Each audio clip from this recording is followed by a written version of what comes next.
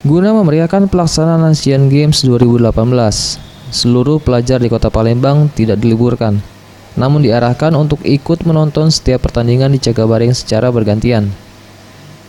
Widodo, Kepala Dinas Pendidikan Sumsel, mengatakan, tidak diliburkannya sekolah ini karena arus lalu lintas di Palembang cukup lancar dan telah terkoordinasi dengan baik.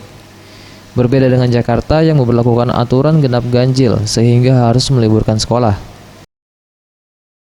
Tidak libur. Asian Games kita tidak libur karena bedanya kita dengan Jakarta adalah atlet di Sumsel itu semuanya di asrama. Di asrama. Jadi tidak mengganggu pergerakan atlet dari asrama ke venus yang ada.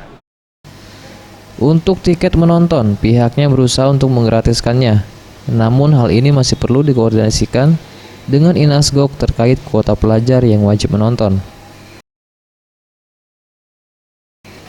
Tim Liputan, Sriwijaya TV.